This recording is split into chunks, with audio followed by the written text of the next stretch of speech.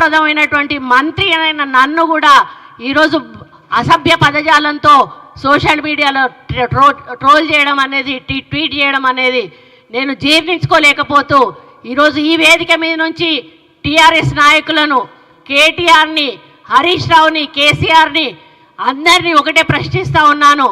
మీ ఇంట్లో ఆడవాళ్ళు ఉన్నారు, ఇదే పద్ధతిలో మీ ఇంటి ఆడవాళ్ళ మీద ట్రోల్ చేస్తే ఏ విధంగా ఉంటుందో ఒక్కసారి ఆలోచించాల్సిన అవసరం ఉన్నది. మీరు 10 సంవత్సరాలు మంత్రులుగా ఉన్నారు, అధికారంలో ఉన్నారు, మహిళలకు గౌరవం ఇవ్వాల్సిన అవసరం మీకున్నది. మహిళలకు ఉచిత బస్సు పెడితే అంటాడు కేటీఆర్, డిస్కో డ్యాన్స్ చేసుకోవడానికి మహిళలకు ఉచిత బస్సులు పెట్టినరా అని అంటాడు. ఒక ఆమె నాకు 3 బిడ్డలు, అయ్యా నాకు సహాయం చేయండి అంటే నువ్వెవరి కోసం కన్నావు బిడ్డలను, సమాజం కోసం కన్నావా, నా కోసం కన్నావా అనేటువంటి మాట కేటీఆర్ మాట్లాడతాడు. అంటే వాళ్ళకు మహిళలు అంటే చాలా చులకన. నేను వాళ్ళ పార్టీలో మంత్రిగా మన ఎమ్మెల్యేగా ఉన్నప్పుడు ఒక్క మహిళా మంత్రిని కూడా ఇవ్వలేదు. అంటే ఇవ్వాల్సి వస్తే నాకు ఇవ్వాల్సి వస్తుంది, మరి ఆమె కొంచెం ఎక్కువ మాట్లాడుతుంది కాబట్టి ఆమెకి ఇవ్వద్దు అన్నటువంటి ఆలోచనతోటి నాకు మంత్రి పదవి కూడా ఆ రోజు ఇవ్వలేదు. ఇవ్వకపోయినా కూడా నేను ఏ రోజు కూడా మాట్లాడలేదు.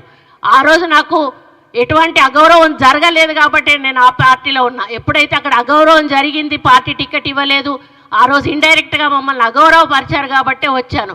కానీ రెండోసారి అధికారంలోకి వచ్చినాక టీఆర్ఎస్లో చాలా మార్పు వచ్చింది.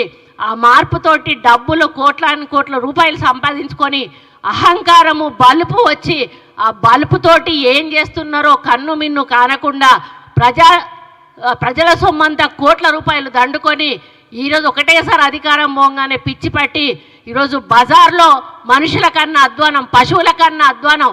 పశువుల కన్నా కొంత నీతి నియమం ఉంటుంది, కానీ ఈరోజు ఆ నీతి నియమాలు మరిచి పశువుల కంటే అధ్వానంగా ఈరోజు పోస్టులు పెట్టిస్తూ మరి మాలాంటి వాళ్ళని అవమానపరుస్తున్న కేటీఆర్ కబడ్దార్ అని చెప్తా ఉన్నాను. ఇక ముందు మీ సోషల్ మీడియాలో ఇట్లాంటి పోస్టులు పెడితే క్షమించేది లేదు అని కూడా చెప్తా ఉన్నాను. మా కార్యకర్తలను కొట్టినందుకు మూల్యం కూడా చెల్లించుకోవాల్సిన అవసరం ఏర్పడుతుందని కూడా చెప్తా ఉన్నాను.